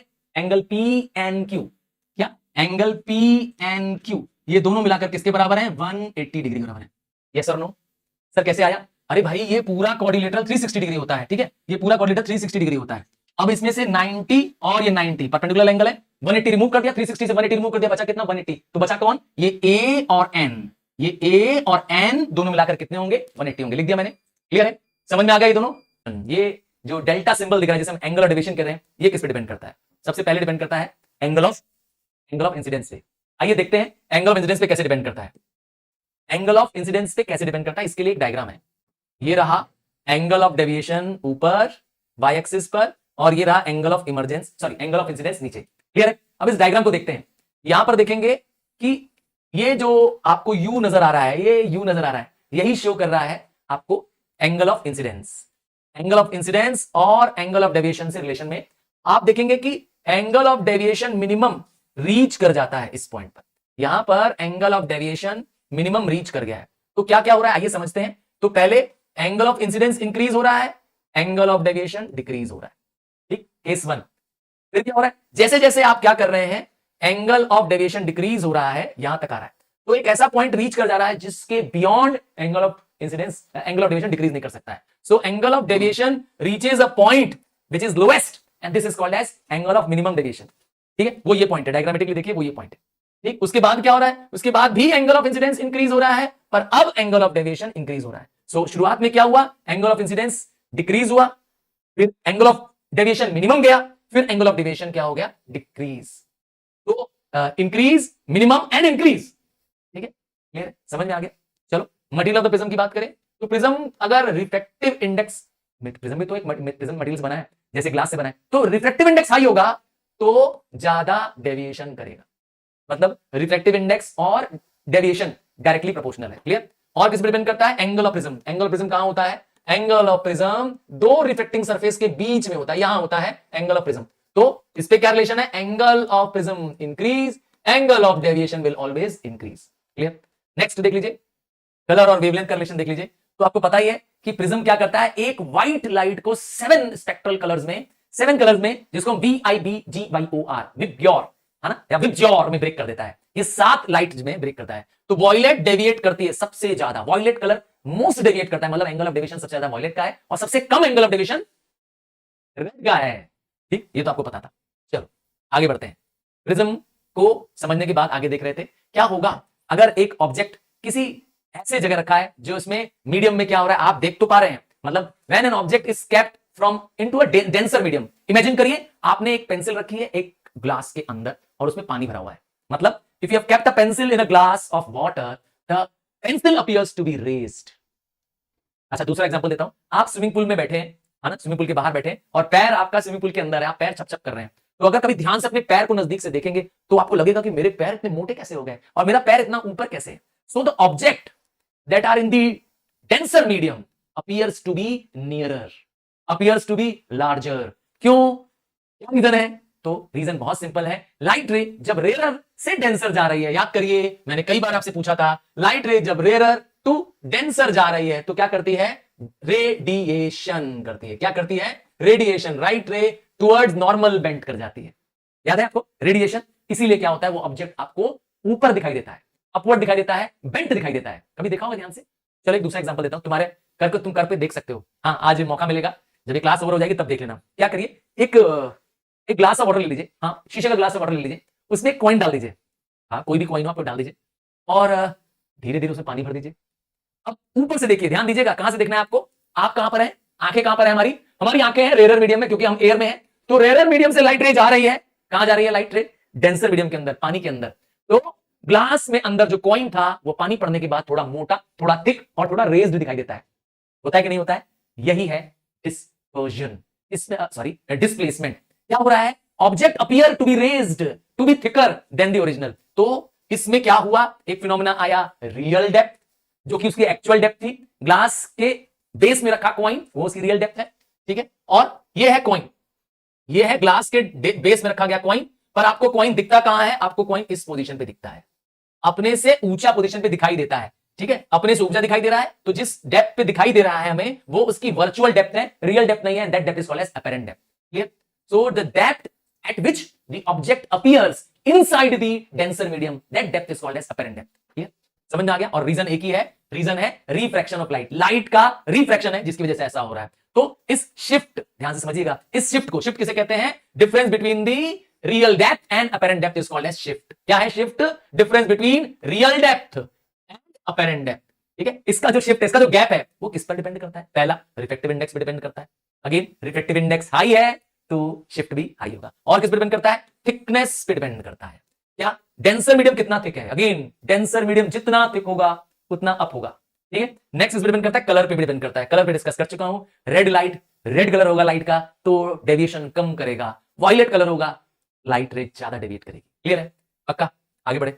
ये रहा bending of a stick under water. Imagine करिए ये एक स्टिक है, ठीक है, आप देख पा रहे होंगे कि स्टिक को आप देख रहे हैं, कहां है आपकी आंखें? आप हैं रेयरर मीडियम पर। यह फिनोमेना तभी होगा जब आप रेयरर मीडियम से देखेंगे डेंसर मीडियम की तरफ। Please listen very carefully. जब आप रेयरर टू डेंसर देखते हैं तब लाइट रेट टुवर्ड्स नॉर्मल जाती है। मैंने इसको याद करने के लिए आपको रेडिएशन शब्द दिया था। क्लियर? तो इस केस में क्या हो रहा है? रेडिएशन के केस में क्या हो रहा है? आप कहां पर हैं? आप हैं रेयरर मीडियम में। लाइट रे रेयरर मीडियम से, ठीक है, एंटर कर रही है। पर ध्यान से सुनने लायक बात क्या है कि ऑब्जेक्ट आपको क्या दिखाई दे रहा है? देखिए यहां दिखाई दे रहा है। इस डेप्थ को कह रहे हैं हम लोग क्या? अपैरेंट डेप्थ, जो कि आपको दिखाई दे रही है रेड कलर से। और एक डेप्थ और दिखाता हूं, ये देखिए, ये डेप्थ जो ग्रीन से दिखाई दे रही है, ये है रियल डेप्थ। तो ऑब्जेक्ट रेज्ड अप कब दिखाई देगा? जब आप ऊपर से रेयरर मीडियम से देखेंगे, मतलब साइड से देखेंगे, लेफ्ट या राइट से देखेंगे तो नहीं दिखाई देगा, आपको उसके लिए ऊपर से देखना पड़ेगा। क्लियर? कहां से? ऊपर से देखिए, तभी समझ में आएगा ये फिनोमेना। क्लियर? आइए, क्या क्या हो सकता है रिफ्रैक्शन की वजह से, क्या क्या चीजें हमारे नेचर में, हमारे आसपास हो रही है, आपके पास भी हो रही है, सबका जवाब एक ही है, रिफ्रैक्शन ऑफ लाइट। क्या क्या हो रहा है आइए देखते हैं। सबसे पहला, स्टार आपको ट्विंकलिंग करता हुआ नजर आ रहा है। ऐसा लगता है कि तारे टिम-टिम करते हैं। क्या तारे टिम-टिम करते हैं? लगता है तारे क्या ऐसा कर रहे हैं, लाइट छोड़ रहे हैं, बंद हो रहे हैं? नहीं नहीं, एक्चुअल में स्टार नहीं है, वो सन ही है। आपको वो स्टार नजर आता है तो लाइट रे बहुत ज्यादा डिस्टेंस से आ रही है। क्या चीज? लाइट रे बहुत ज्यादा डिस्टेंस से आ रही है, तो रिफ्रैक्टिव इंडेक्स चेंजेस हो रहे हैं जैसे जैसे लाइट रे का डिस्टेंस ज्यादा है। और नतीजा क्या हो रहा है? तो एयर का रिफ्रैक्टिव इंडेक्स भी अलग अलग है और साथ में टेंपरेचर भी चेंज हो रहा है। इसीलिए light ray appear to be to be increasing and decreasing. Star अपने एक्चुअल पोजीशन से नहीं दिखाई देता है, अपने एक्चुअल पोजीशन के अलावा कहीं और दिखाई देता है। That is, it is why it appears. और क्या होता है? सन क्या होता है? मॉर्निंग में पहले ही दिखाई देने लगता है। मॉर्निंग में अभी वो क्या करता है? अबव द होराइजन नहीं आता, फिर भी सन दिखाई देता है। ऐसा क्यों? रीजन वही है अगेन कि सन का रिफ्रैक्शन एयर के साथ है, इसकी वजह से। नेक्स्ट है coin of kept in a water. अगर कॉइन को एक वेसल में रख दे and is not visible when seen from the edges, side से देखेंगे तो इतना नहीं दिखाई देगा कॉइन के अंदर क्या लिखा है। बट जब वाटर पोर कर देते हैं तो हम देखते हैं कि कॉइन क्या करते हैं, एजेस उसकी थिक दिखाई देने लगती है, कॉइन हमें रेज्ड दिखाई देने लगता है। एक piece of paper stuck at the bottom of the glass slab appear to be raised. Glass slab ले लीजिए और आप पेपर के ऊपर रख दीजिए, आपको पेपर में लिखी चीजें दिखाई देने लगती हैं। क्या आपके पास भी ग्लास स्लैब है? क्या मोटा थिक ग्लास? करके देखिएगा अगर घर में हो तो। और तीसरा, next, a tank appears to be, पानी की टैंक शैलो लगती है, एक्चुअली में डेप्थ ज्यादा होती है। ये स्विमिंग पूल में भी गलतियां होती है। कई बार जो स्विमिंग पूल में जा रहे होते हैं उन्हें स्विमिंग पूल कम गहरा लग रहा होता है, एक्चुअली में स्विमिंग पूल बहुत गहरा होता है। हाँ मैं सही कह रहा हूं, स्विमिंग पूल में दो एंड होते हैं, एक शैलो एंड होता है, एक डीप एंड होता है। मैं दिखा देता हूं, देखिए ये जो शैलो एंड है, यहां पर स्विमिंग पूल की डेप्थ 4 फीट, बस इससे ज्यादा नहीं होती है। जबकि जो डीप एंड होता है स्विमिंग पूल का, जो इधर होता है, वहां पे 9 फीट तक स्विमिंग पूल की डेप्थ होती है। पर लोगों को क्या होता है, वो बहुत जो फ्लोर है उसका वो नजदीक दिखाई देता है। रीजन बार बार वही है, रिफ्रैक्शन ऑफ लाइट। अच्छा, अ पर्सन लेग, मैंने इसको बताया था, किसी व्यक्ति का पैर जो पानी के अंदर है वो कैसा दिखाई देगा? वो बेंट दिखाई देगा, वो शॉर्ट दिखाई देगा। रीजन सेम है। चलिए अब देखते हैं क्या होगा transmission of light from denser to rare medium, और वो भी अलग अलग एंगल में। इसको एक डायग्राम से समझेंगे, एक डायग्राम सबका सोल्यूशन दे देगा। थोड़ा स्क्रीन पर ध्यान से देखेंगे आपको समझ में आ जाएगा। एक डायग्राम मैंने कहा सब सोल्यूशन दे देगा। सो इमेजिन करिए कि एक लाइट की रे जा रही है, क्या एक लाइट की रे मूव कर रही है, पर इस बार ध्यान ये देना है कि लाइट रे डेंसर से रेयरली जानी है। क्या? DRAW मैंने आपको सिखाया है, ड्रॉ, याद है? मैंने कहा था इसकी बहुत जरूरत पड़ने वाली है तुम लोगों को। तो लाइट रे क्या कर रही है? डेंसर से रेयर की तरफ जा रही है। तो जब लाइट रे डेंसर से रेयर की तरफ जा रही होती है, पहला कंडीशन क्या होगा? देखिए ध्यान से, पहला कंडीशन, लाइट रे अवे चली जाएगी। AW लिखा था, AW क्या है? अवे। तो लाइट रे नॉर्मल से अवे चली जाएगी, वो ये रहा फिनोमेना। ठीक है, अब आप इसको देखिए, इंसिडेंट रे और ये रिफ्रैक्टेड रे। क्लियर? समझ में आ रहा है? पहला है। और यहां एक और चीज जो ध्यान देने लायक है, ये जो एंगल ऑफ इंसिडेंस है इससे ज्यादा बड़ा है एंगल ऑफ रिफ्रैक्शन। एक तो ये भी समझ में आया। तो पहला केस वन क्या है? केस वन में है लाइट रे डेंसर टू रेयरर जा रही है और अवे जा रही है। तो मैंने आपको याद दिलाया ड्रॉ, ठीक, ये समझ में आ गया। इसमें क्या हुआ? एंगल ऑफ इंसिडेंस से ज्यादा बड़ा है एंगल ऑफ रिफ्रैक्शन, ये भी समझ में आ गया। क्लियर है? केस वन क्लियर है? ध्यान से देखिएगा, ये केस आता है बोर्ड में, आता है मतलब ये टॉपिक इंपॉर्टेंट है, इसमें से कोई ना कोई केस आपको आएगा श्योर। केस टू आपको डायग्राम में क्या करेगा? एक लाइन खींच करके इनकम्प्लीट डायग्राम दे देगा, कहेगा केस कंप्लीट करो, इसलिए मैं कह रहा हूं। केस टू है, इस बार फिर से वही है, लाइट रे डेंसर से रेयर की तरफ जा रही है। थोड़ा ध्यान से देखना है, लाइट रे डेंसर से रेयर की तरफ जा रही है, तो रूल तो है DRAW, मतलब अवे फ्रॉम नॉर्मल, ड्रॉ, याद है ना। पर इस बार लाइट रे क्या करेगी? लाइट रे interface of the two surface में चली जाएगी। मतलब लाइट रे क्या करेगी? जो ये जो बाउंड्री है, जो दोनों सरफेस को सेपरेट कर रही है, डेंसर और रेयर, उसी में लाइट रे क्या करेगी? मूव कर जाएगी। हम इसे कहते हैं, इस समय angle of refraction is 90 degree. इस केस में जो एंगल ऑफ इंसिडेंस है उसी का नाम बन जाता है critical angle. What is critical angle? आओ समझते हैं। तो क्रिटिकल एंगल एक इंसिडेंस एंगल है। कब? इंसिडेंस एंगल को ही क्रिटिकल एंगल कहते हैं जब लाइट रे क्या करे? जब डेंसर से रेयर की तरफ मूव करे। ध्यान दीजिए, शर्त एक ही है, लाइट रे को डेंसर से रेयर ही जाना है। तो केस क्या है? आओ देखिए, केस टू क्या है? लाइट रे डेंसर टू रेयर जा रही है, ठीक है, ये बात तो समझ में आ रही है, लाइट रे डेंसर टू रेयर जा रही है। और क्या हो रहा है? इसमें एंगल ऑफ रिफ्रैक्शन जो है वो 90 डिग्री बन जा रहा है। एंगल आर इज परपेंडिकुलर, ये दिख रहा है। तो इसका मतलब है जो रिफ्रैक्टेड रे है वो दो मीडियम्स के बीचों बीच में चली जा रही है। हम इसे कहते हैं द रिफ्रैक्टेड रे मूव्स टुवर्ड्स द इंटरफेस या द बाउंड्री। क्लियर है यहां तक? और इस केस में जो भी एंगल ऑफ इंसिडेंस होगा उसका स्पेशल नाम होगा, उसका नाम होगा critical angle. This angle of incidence is called as critical angle. आपको याद करा दूं, वाटर का क्रिटिकल एंगल याद कर लीजिए। वाटर का क्रिटिकल एंगल आपको बहुत बार पूछा जाएगा, 49 डिग्री। दूसरा ग्लास का याद कर लीजिए, ग्लास का क्रिटिकल एंगल, ठीक है, ग्लास का क्रिटिकल एंगल है 42 degree. Remember these two numbers, औरों की याद करने की जरूरत नहीं है। क्लियर? दो केस हो गए। तीसरा केस देखें, केस थ्री। हाँ, मैंने कहा था 3 केस है। अब इस बार भी क्या होना है? लाइट रे मूव करेगी फ्रॉम डेंसर टू रेयर। तो सर ये तो हम लोग को मालूम ही है, लाइट रे डेंसर से रेयर मूव करेगी, अब ये फ्रॉम नॉर्मल जाएगी। पर इस बार क्या होगा? लाइट रे रिफ्रैक्शन करेगी ही नहीं। क्या मैं बोल रहा हूं? Light ray does not show refraction, no refraction, बल्कि रिफ्लेक्शन हो जा रहा है। मतलब लाइट रे इस बाउंड्री से जो सेपरेट कर रहा है दो मीडियम को, इससे स्ट्राइक करके बाउंस बैक कर जाएगी सेम मीडियम में। हम इसे कहेंगे इस समय जो एंगल ऑफ इंसिडेंस है वो एंगल ऑफ रिफ्लेक्शन के बराबर है। क्या? Angle of incidence is equal to angle of reflection. ये है इस केस में, केस 3 चल रहा है, ठीक। और क्या चल रहा है इसके अंदर? और क्या हुआ इसके अंदर? दूसरा चीज ये हुआ कि इसमें नो रिफ्रैक्शन, नो ना, लाइट रिफ्रैक्शन ही नहीं कर रही है, नो रिफ्रैक्शन। इसमें रिफ्रैक्शन नाम का फिनोमेना नहीं हो रहा है। और क्या खास बात है इसमें? जब इंसिडेंस एंगल की बात करते हैं, वो incidence angle greater than critical angle होता है, तब ये फिनोमेना हो पाता है। And this is called as total internal reflection. इस कंडीशन में क्या होता है? Total internal reflection. देखिए वर्ड में, स्पेलिंग में ध्यान दीजिए, रिफ्रैक्शन नहीं बोल रहा हूं, चैप्टर का नाम रिफ्रैक्शन था, रिफ्लेक्शन हो जा रहा है। यही टोटल इंटरनल रिफ्लेक्शन हमारे आज जो बैंडविड्थ है, जो आपने देखा होगा ना, फाइबर ऑप्टिकल नाम सुना होगा, उसमें इसी फिनोमेना से क्या हो रहे हैं? आपकी डाटा मूव कर रही है। Total internal, no wastage of light, no wastage of radiations. Clear है? समझ में आ गया? कांसेप्ट क्लियर है? 3 केसेस बताया। तो केस 1 पहले क्रिटिकल एंगल देखा, ठीक है, डेंसर से रेयर गया, एंगल ऑफ रिफ्रैक्शन क्या है? 90 डिग्री है। अच्छा, क्या रिलेशन है क्रिटिकल एंगल का और एंगल ऑफ रिफ्रैक्टिव इंडेक्स का? ये रिलेशन याद कर लीजिए, ये एक सिंपल फॉर्मूले से है। अगर आप बात करते हैं रिफ्रैक्टिव इंडेक्स की, तो रिफ्रैक्टिव इंडेक्स है ये रहा म्यू। क्लियर? ये किसके बराबर है? 1 upon sine of angle, critical angle. ये जो साइन सी लिखा है, ये किसके लिखा है? क्रिटिकल एंगल के लिए। तो रिलेशन ये है, बस इतना रिलेशन आपको याद करना है।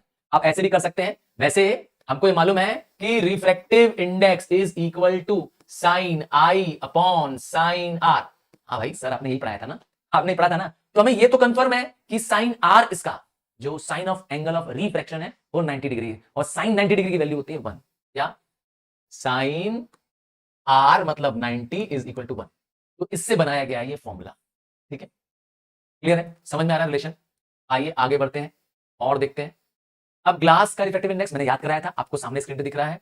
साइन क्रिटिकल एंगल निकालना है मुझे, क्या चीज मैंने कहा?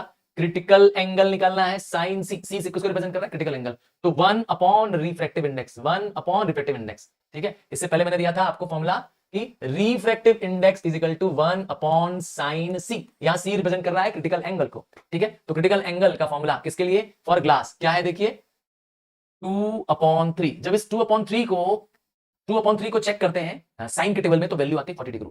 तो ये 42 डिग्री क्या है, क्रिटिकल एंगल ऑफ ग्लास है, मैंने आपको याद भी करा दिया था, याद कर लीजिए। दूसरा रिफ्रैक्टिव इंडेक्स ऑफ वाटर देख लीजिए, फॉर्मूला सेम है, फॉर्मूला क्या ये रहा 1 रिफ्रैक्टिव इंडेक्स, जब वैल्यू देख रहे हैं तो 3/4 आ रही है, 3/4 किसकी वैल्यू होती है 49 डिग्री की। So refractive index is critical angle is 49 degree. किसका क्रिटिकल एंगल, वाटर का 49, ये 42 किसका था, ग्लास। क्लियर है, आगे बढ़े। अभी क्रिटिकल एंगल तो समझ में आ गया, क्रिटिकल एंगल किस पे डिपेंड करता है, क्रिटिकल एंगल कलर पे डिपेंड करता है। क्या रिलेशन है, इंक्रीज कलर, मैंने कहा था जो रेड लाइट है वो सबसे कम बेंड करती है, याद होगा, और वेवलेंथ भी सबसे ज्यादा किसकी है, रेड की है। ठीक, तो इंक्रीज का रिलेशन डायरेक्ट रिलेशन है, मतलब जितनी लाइट का वेवलेंथ ज्यादा होगी उतना क्रिटिकल एंगल क्या होगा, ज्यादा, डायरेक्ट रिलेशन है। और टेम्परेचर के साथ भी क्या है, direct relation, temperature increase critical angle increase. Next है टोटल इंटरनल रिफ्लेक्शन, अभी दिखाया था डेंसर से रेयर लाइट जानी है, पर लाइट रे क्या करेगी, वापस सेम मीडियम में, डेंसर मीडियम में आ जाएगी। इस बार लाइट रे रिफ्रैक्शन करेगी नहीं ना, नहीं करेगी। ठीक है, कंडीशन क्या है, कंडीशन इसके लिए लाइट को डेंसर से रेयर जाना है, पहली कंडीशन। दूसरा, angle of incidence is greater than critical angle.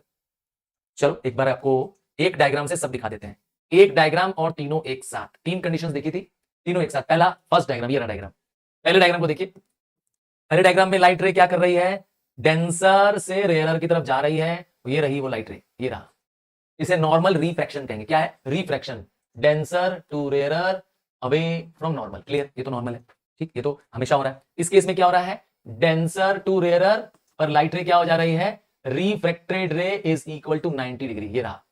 इस केस में इसमें एंगल ऑफ रिफ्रैक्शन क्या बन जा रहा है, 90 डिग्री। तो उस केस में angle of incidence critical angle के बराबर बन जा रहा है, केस 2। तीसरा केस देखिए, केस 3, इस बार क्या हो रहा है, लाइट रे डेंसर से रेयरर जा रही है, पर लाइट रे क्या कर रही है, रेयरर मीडियम में पहुंच ही नहीं रही है, मतलब नो रिफ्रैक्शन।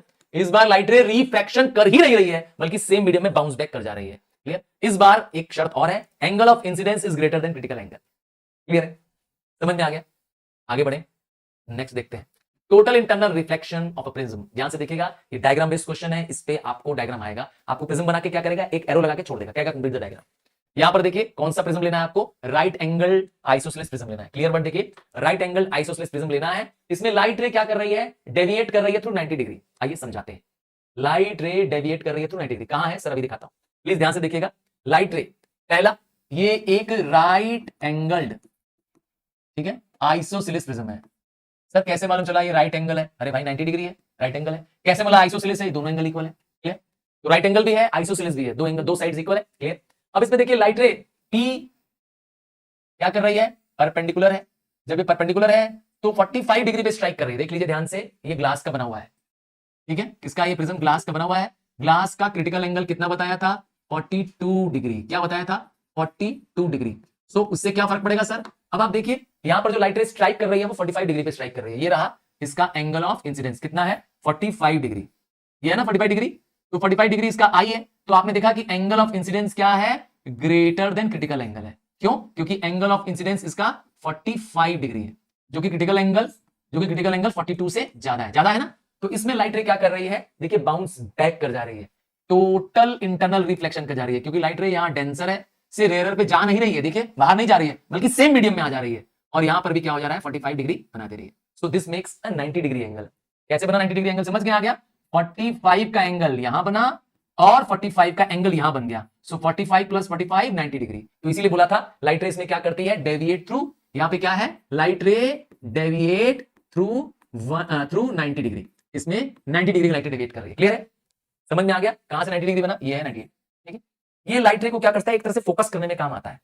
दूसरा डायग्राम देखेंगे, इसमें देखिए क्या हो रहा है, लाइट रे क्या कर रही है इसमें, इस लाइट रे इस डायग्राम में लाइट रे को क्या कर रहे हैं, एंटर कर रहे हैं, यहां से लाइट रे एंटर कर रही है नीचे से, देखिए अब लाइट रे यहां पर एक दूसरे सरफेस में जाके स्ट्राइक करके फिर वापस आ जा रही है। यहां पर लाइट रे 180 डिग्री, सर 180 कैसे आया, देखिए 90 डिग्री यहां पर डेविएट की लाइट रे, यहां पे 90 डिग्री डेविएट कर रही है, और यहां पर देखिए यहां पर भी 90 डिग्री डेविएट कर रही है, बेंट कर रही है, डेविएट मतलब बेंट, यहां से लाइट रे 90 डिग्री और यहां से 90, तो 90 प्लस 90 इज इक्वल टू 180। तो इस बार लाइट का डेविएशन कितना है, 180। ये क्या कर सकता है, लाइट को क्या कर सकता है, इन्वर्ट करने में मदद, ज्यादातर जो प्रोजेक्टर्स होते हैं उसमें लाइट प्रिज्म यूज होता है, प्रोजेक्टर, ठीक है ना। वहां पर इमेज क्या करता है, इन्वर्ट कर देता है। ठीक है, आओ आगे देखें। तो आपने दो देखा, ये दोनों ही केस देखा किसमें प्रिज्म में है, प्रिज्म चल रहा है राइट एंगल आइसोसेलेस प्रिज्म। आइए आगे बढ़ते हैं, अब ले चलते हैं आपको इसके बाद वाले प्रिज्म पे। नेक्स्ट एक और है, to erect an inverted image. अगर किसी किसी इमेज को जो कि क्या है, इन्वर्टेड है, जैसे देखिए PQ है ना, अब इमेज ये इन्वर्टेड है, अब क्या किया आपने, देखिए इसको QP बना दिया। यहां पे लाइट रे क्या कर रही है, एंटर कर रही है, बेंड कर रही है टुवर्ड्स द बेस। सही, लाइट रे तो बेंड टुवर्ड्स द बेस कर रही है। फिर उसके बाद लाइट रे क्या कर रही है, वापस पैरेलल बन जा रही है। ध्यान से देखिए, वापस पैरेलल बन जा रही है। सिमिलरली ये सेकंड लाइट रे देखिए, ये लाइट रे भी क्या हो रही है, पैरेलल बन रही है। तो आपने देखा PQ इन्वर्ट होकर क्या बन जा रहा है, QP। क्लियर है? तो एक इन्वर्टेड ऑब्जेक्ट क्या बन जा रहा है, इरेक्ट ऑब्जेक्ट बन जा रहा है। समझ में आ गया कहां यूज कर सकते हैं? तो ये 3 केस था। अब प्रिज्म चेंज, अभी तक कौन सा प्रिज्म क्या था, राइट एंगल्ड आइसोसेलेस प्रिज्म। अब जो प्रिज्म यूज करेंगे उसका नाम है इक्विलेटरल प्रिज्म। सर ये क्या होता है? अरे एक ऐसा प्रिज्म जो कि इक्विलेटरल है, ऑल एंगल 60 डिग्री।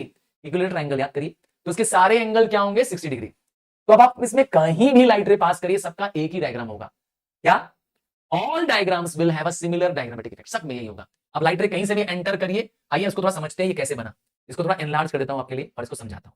अब आप थोड़ा ध्यान से देखिए ऐसा क्यों कर रहा है। सबसे पहले ध्यान से देखिएगा, क्रिटिकल एंगल का कंसेप्ट आना चाहिए, टोटल इंटरनल रिफ्लेक्शन का कंसेप्ट आना चाहिए, तभी बता पाएंगे। यानी लाइट रे देखिए आ रही है, इंसिडेंट रे, क्लियर है। जब भी लाइट रे प्रिज्म में स्ट्राइक करती है, ध्यान से सुनिएगा, प्रिज्म में स्ट्राइक करती है, जिस भी सरफेस पे स्ट्राइक करती है, हमेशा उसका जो एंगल या बनता है इंसिडेंस वाला, वो एंगल मिलता है नियर बाय एंगल से। क्या? नियर बाय एंगल से। तो ये एंगल यहां से इसको मिल गया 60 डिग्री। ठीक, अब आपका angle I, angle of incidence 60 degree है, तो ये अगर 60 डिग्री है तो आपको पता ही है ग्लास का क्रिटिकल एंगल होता है 42 डिग्री। तो आपको क्रिटिकल एंगल ऑफ ग्लास मालूम है 42 डिग्री। तो आपकी लाइट रे इस बार टेंसर के मीडियम के अंदर है और इसको लाइट रे को मूव करना है बाहर की तरफ, जाएगी नहीं। क्यों नहीं बाहर जाएगी? क्योंकि इंसिडेंस का angle greater than critical angle है। Since I is greater than C and light is moving from denser to rare medium, condition of total internal reflection is fulfilled. समझ में आया? इसलिए लाइट रे बाहर नहीं निकली। लाइट रे यहां से बाहर क्यों नहीं आ जा रही है? क्यों नहीं आ जा रही है? तो लाइट रे बाहर नहीं आ पा रही है। समझ में आया ना?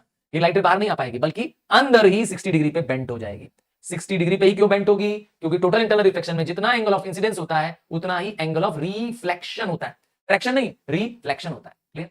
समझ में आ गया? अब क्या समझ में आ गया? चलो अब आगे देखते हैं। अब की बार केस क्या है? टोटल इंटरनल रिफ्लेक्शन शो करना है। इस बार प्रिज्म जो है वो एक राइट एंगल प्रिज्म है, 60 30 90।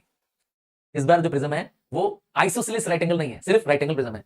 तो एक तरफ देखिए 60, एक तरफ 30, एक तरफ 60, एक तरफ 90। ध्यान से समझिएगा, लाइट कहां से एंटर कर रही है, फिर से सुन लीजिए, लाइट कहां से एंटर कर रही है, उस पॉइंट के नजदीक में जो एंगल है वही उसका इंसिडेंस एंगल बनता है। फिर से दिखाता हूं कैसे। चलिए इसको ध्यान से देखिएगा, प्लीज बी वेरी केयरफुल। ये डायग्राम श्योर शॉर्ट आ रहे हैं, आपके बोर्ड में भी आ रहे हैं और आपके क्लास टेस्ट में आ रहे हैं, गारंटी है मेरी। हाँ, इन पर बेस्ड कोई ना कोई क्वेश्चन आना ही आना है। आपको डायग्राम इनकम्प्लीट करके दे देगा, एरो लगा के छोड़ देगा, कहेगा कंप्लीट करो। ठीक है, आओ समझते हैं। तो इसकी क्या खास बात है, इस प्रिज्म में क्या खास बात है? यहां से लाइट रे आ रही है, देखिए P से Q। तो ये लाइट रे जैसे ही स्ट्राइक कर रही है प्रिज्म पे, यहां पर क्या है 60 डिग्री, तो इसलिए यहां पर एंगल ऑफ इंसिडेंस 60 मिलेगा। समझ आया? ये 60 डिग्री कहां से है, यहां से मिला इसको। अब एंगल ऑफ इंसिडेंस फिर 60 डिग्री हो गया, और आपको पता है ये ग्लास का बना प्रिज्म है, तो critical angle of glass fix है 42 डिग्री है। लाइट रे डेंसर से रेयरर की तरफ जा रही है, आपका angle of incidence critical angle से बड़ा है, टोटल इंटरनल रिफ्लेक्शन की कंडीशन पूरी हो रही है। लाइट रे क्या कर रही है, 60 डिग्री पे ही बेंट कर जा रही है। ध्यान से देखा आपने, लाइट रे 60 डिग्री पे बेंट कर गई। देखिए यहां पर 60 डिग्री है, क्लियर? अब ये लाइट रे फिर से एक दूसरे सरफेस पे जाके स्ट्राइक कर रही है, यहां पर इसके पास 30 डिग्री है नजदीक, देखिए ध्यान से। तो यहां पर एंगल ऑफ इंसिडेंस क्या बन गया, 30 डिग्री। पर क्योंकि angle of incidence less than critical angle है, देख लीजिए आपका क्रिटिकल एंगल 42 डिग्री है और यहां पर क्या है, आई कितना है 30 डिग्री। तो आपका एंगल यहां से मिला, बताया था कैसे मिलेगा ना, जिस आप सरफेस पे स्ट्राइक कर रहे हैं उस सरफेस के नजदीक जो भी एंगल होगा वो आपको एंगल ऑफ इंसिडेंस बनेगा। तो ये आपका एंगल ऑफ इंसिडेंस बन गया। अब आप क्योंकि 30 डिग्री पर है तो आपकी लाइट रे डेंसर से रेयरर जा रही है, तो हमेशा अवे फ्रॉम नॉर्मल जाएगी। तो देखिए लाइट रे क्या कर रही है, दूर चले जा रही है, नॉर्मल से, ये नॉर्मल से दूर चले जा रही है। क्लियर है? कंसेप्ट क्लियर है? समझ में आ गया? चलो आगे बढ़ते हैं, क्योंकि ये आपको आना ही आना है। चलिए कुछ ऐसी प्रिज्म जो non occurrence of total internal reflection 60 30 90 वाले में देखिए, इसको तो ध्यान से देखिए, यहां पर टोटल इंटरनल रिफ्लेक्शन नहीं होगा। कैसे नहीं होगा? देखिए लाइट रे एंटर कर रही है, किसके नजदीक है, 30 डिग्री के नजदीक है। तो इस बार लाइट रे क्या कर रही है, टोटल इंटरनल रिफ्लेक्शन नहीं कर रही है। क्यों? क्योंकि यहां पर एंगल ऑफ इंसिडेंस 30 डिग्री है और 30 डिग्री मतलब कि क्रिटिकल एंगल से कम है। क्रिटिकल एंगल से कम है तो क्या होगा, कंडीशन पूरी नहीं होगी टोटल इंटरनल रिफ्लेक्शन की, लाइट रे रिफ्रैक्ट कर जाएगी अवे फ्रॉम नॉर्मल, नॉर्मल से दूर चली जाएगी। क्यों? क्योंकि मैंने बताया था DRAW, ड्रॉ, तो डेंसर से rarer away from normal. Clear? देखिए नॉर्मल से दूर चलेगी। यहां पर भी सेम केस हो रहा है। यहां पर देखिए लाइट रे इस सरफेस पे आकर सेकंड वाले सरफेस पे क्या कर रही है, again angle of incidence 30 degree है अवे फ्रॉम नॉर्मल। क्लियर है? समझ में आ गया? आइए एक्सेप्शन देखें, कभी कभी रूल टूटता है, कभी कभी रूल टूटता है। ध्यान से देखिए, लाइट रे अब एकदम नियर द फुट है। देखिए नियर द फुट मतलब समझ गए, एकदम इस 60 डिग्री के नजदीक है। तो जैसे ही 60 डिग्री पे पहुंचेगी, यहां पर क्या हो जाएगा, टोटल इंटरनल रिफ्लेक्शन करेगी। क्लियर? अब यहां टोटल इंटरनल रिफ्लेक्शन कर रही है तो अंदर ही बेंड कर जा रही है, बाहर नहीं निकल रही है, यहां नहीं जा रही है क्योंकि 60 डिग्री है ना। 60 डिग्री क्या होता है, क्रिटिकल एंगल से ज्यादा होता है। तो ये इंसिडेंस एंगल ज्यादा है। अब लाइट रे क्या करेगी, बाउंस बैक कर जाएगी, यहां बाउंस बैक करेगी, यहां 60 डिग्री बनाएगी, पर जैसे इस सरफेस को टच करेगी वो 30 डिग्री का एंगल ऑफ इंसिडेंस आ जाएगा। क्लियर? यहां पर लाइट रे क्या करेगी, नॉर्मल रिफ्लेक्शन करेगी। ठीक है, समझ में आ गया? आगे बढ़े, क्या होगा, टोटल इंटरनल रिफ्लेक्शन का हमारे लाइफ में कॉन्सिक्वेंस क्या होगा, इंपैक्ट। जैसे एक धूप, आज का जैसे भी थोड़े दिनों पहले बहुत गर्मी थी। कभी आप हाईवे में गए क्या गर्मी में? हाँ, गर्मी के दिनों में अगर आप कभी हाईवे में दूर जा रहे हो, खुली सड़क हो, तो आपको दूर कहीं पानी दिखाई देने लगता है। कभी ऐसा हुआ है क्या? हाँ, तो ये इफेक्ट है किसका, मिराज इफेक्ट है। इवन जो रेगिस्तान में जो लोग जा रहे होते हैं, डेजर्ट प्लेसेस जा रहे होते हैं, उनको दूर पानी दिखाई देने लगता है, तो ये इफेक्ट है मिराज इफेक्ट। किसके लिए हो रहा है, दूर जो पूल ऑफ वाटर दिख रहा है, एक्चुअली वो मिराज इफेक्ट है, वो सन का स्काई से आने वाला जो इमेज है उसकी वजह से बन रहा है। क्लियर है? समझ में आ रहा है? हाँ। दूसरा, कभी एक ग्लास का वैसा आपका क्रैक कर जाए, ध्यान से देखिएगा, उस पर लाइट पड़ती है तो क्या करती है, एक मिरर की तरह ग्लास साइन करता है। डायमंड भी बहुत स्पार्कल करता है, तो रीजन वही है, डायमंड के अंदर कई सारे एंगल्स बने होते हैं इसलिए करता है। आओ दोनों में डिफरेंस समझते हैं, किसमें, एक टोटल इंटरनल रिफ्लेक्शन में और एक नॉर्मल रिफ्लेक्शन में। क्या अंतर है, आओ समझते हैं।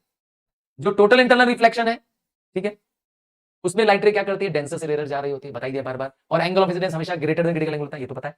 जबकि रिफ्रैक्शन में क्या होता है, लाइट रे इंसिडेंट होती है, ठीक है, कोई जरूरी नहीं है कि रेयर से डेंसर जाए, डेंसर से रेयर भी अलाउड होता है। इसमें लाइट रे पूरी रिफ्लेक्ट कर जाती है, इसमें लाइट रे क्या करती है, रिफ्रैक्ट और रिफ्लेक्ट दोनों करती है, कुछ लाइट रे एब्जॉर्ब होती है। इसमें लॉस ऑफ एनर्जी नहीं होता है, इसमें लॉस ऑफ एनर्जी होता है। चलो आ रहे हैं, पहला क्वेश्चन आ रहा है स्क्रीन पर, फटाफट जल्दी जल्दी करते हैं, छोड़ दें, आइए आप ही करते हैं जल्दी से, मैं और आप मिलकर करते हैं, हम लोग किसी का वेट नहीं कर सकते हैं क्योंकि हमारे पास जो है समय है लिमिटेड और कोर्स है बहुत सारा, और मेरे और आपके बीच में कोई नहीं आ सकता है।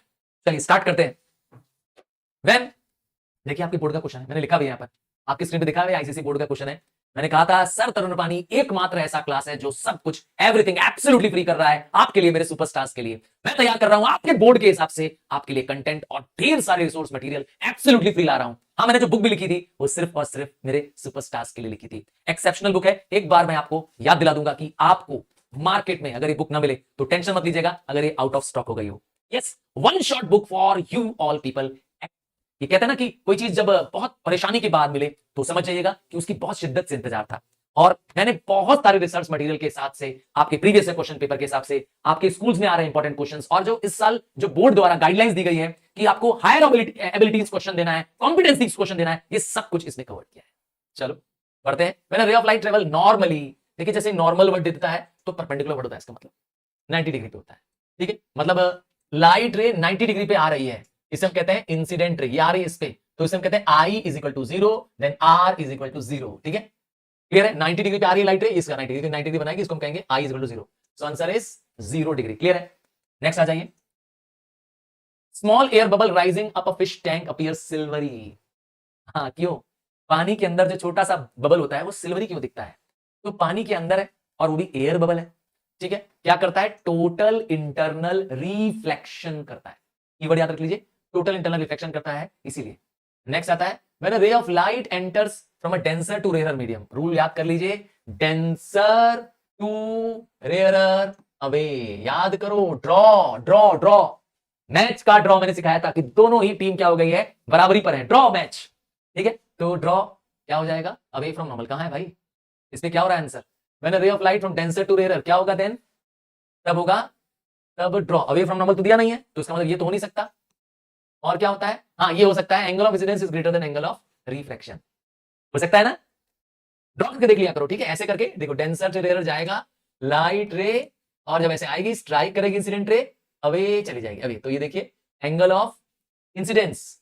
क्या हो रहा है, ध्यान से देखिए, angle of incidence away from normal, अबे ड्रॉ नहीं, ये भी नहीं सही है। ओ ओ, एंगल ऑफ इंसिडेंस क्या हो रहा है इसका, इज ग्रेटर, कहां एंगल ऑफ इंसिडेंस तो छोटा है, ठीक है ना, ये ज्यादा है एंगल ऑफ इंसिडेंस। आपका आंसर होगा speed of light increases, option B होगा। देख लीजिए कई बार ऐसे प्रॉब्लम्स आते हैं कि आपको लगता है अरे ये तो आंसर चटकी में कर देंगे हम, हमको तो आता है, पर देखिए दिमाग घुमा देता है आपका, है ना। आपका आंसर होगा speed of light increase. Next आगे बढ़ जाइए। An endoscope uses optical fibre to transmit high resolution image. Endoscope body के पार्ट्स अंदर देखने के काम आता है, ठीक है। आपके अगर पेट में कोई बॉल चले गई, कुछ चला गया, कंचे चले गए फॉर एग्जांपल, तो डॉक्टर एंडोस्कोप कर सकता है, पता है कि नहीं। तो क्या कह रहा है, एंडोस्कोप में लॉस ऑफ इंफॉर्मेशन नहीं होती है। तो आप जानते हैं जहां पे लाइट का एनर्जी का लॉस ना हो, जब ये समझ में आ जाए तो समझ जाया करो आंसर आएगा टोटल इंटरनल रिफ्लेक्शन, क्योंकि वो जो फाइबर बना है वो इसी से बना हुआ है, फाइबर ऑप्टिकल केबल भी इसी बने हुए हैं। देखिए चूज द राइट, क्या पूछा है, frequency changes when the light enter from one medium to another, कह रहा फ्रीक्वेंसी चेंज होती है। दूसरा देखिए ऑप्शन इसका क्या है, absorption of light, light absorb हो जाती है when it strike from one medium to another, ठीक है, ये भी समझ में आ रहा है। Speed of light changes when it enters from one optical medium to another, optical density, सही है। तो गलत कहां है भैया, सब तो सही है, चूज द करेक्ट कह रहा है। अच्छा नेक्स्ट है, speed of light does not change when it enters from one optical medium to another different, यही गलत है, ठीक है। आपसे पूछा है चूज द करेक्ट, तो तीनों करेक्ट है। क्वेश्चन मुझे लग रहा है हाँ, ऑप्शन सी जो है, थोड़ा ध्यान से देखिएगा, ऑप्शन सी जो है वो ये कहता है कि स्पीड ऑफ लाइट चेंज होगी, जो कि एब्सोल्यूट और एप्रोप्रिएट वर्ड है, क्योंकि लाइट की स्पीड तो एक्जैक्टली चेंज होगी, एब्जॉर्प्शन होगा नहीं होगा, कभी कभी क्या होता है टोटल इंटरनल रिफ्लेक्शन हो रहा है, लाइट रे एब्जॉर्ब ही नहीं हो रही है कि नहीं है। नेक्स्ट है, when a ray of light, light ray enter from denser to rare medium, फिर से रिपीट, अभी तो बताया, ठीक है, डेंसर टू रेयर हो रहा है तो क्या होगा, angle of incidence is less than angle of refraction, point number 2। हाँ, इससे पहले वाला पॉइंट अभी आया था ना, प्रॉब्लम कर रहा था। चलिए इस डायग्राम को देखिए, in the diagram below light रे कहां से निकल रही है, देखिए डेंसर से जा रही है, पानी से टू रेयर की तरफ जा रही है, तो ये denser to rare away from normal जा रही है, ठीक है, सही दिख रहा है। क्या क्वेश्चन कह रहा है, बी इज इंसिडेंट, जी नहीं, बी इंसिडेंट नहीं है। ए इज इंसिडेंट, हाँ यहां तक तो सही है। बी इज रिफ्रैक्टेड रे, नहीं, बी रिफ्रैक्टेड रे नहीं है। बी क्या है, रिफ्लेक्टेड रे है। रिफ्लेक्टेड रे कौन है, सी, ये भी गलत है। A is incident and C is refracted, option B सही है, fourth option. Next, select the option for total internal reflection. देखिए पहला है टोटल इंटरनल रिफ्लेक्शन का ऑप्शन क्या है, can take place in optically denser medium as compared to rare medium, ठीक है, यही तो होता ही है, क्योंकि टोटल इंटरनल रिफ्लेक्शन के लिए लाइट रे को डेंसर से रेयर की तरफ ही जाना चाहिए। दूसरा, take place for any angle of incidence greater than 42, नहीं, ये तो सिर्फ ग्लास में होगा 42 डिग्री, वाटर में तो नहीं चलेगा ये रूल, क्योंकि वाटर में 49 डिग्री क्रिटिकल एंगल, ठीक है। Does not obey law of reflection, नहीं, ये तो गलत लिखा है, तो आपका ऑप्शन 1 ही सही दिख रहा है, ठीक है।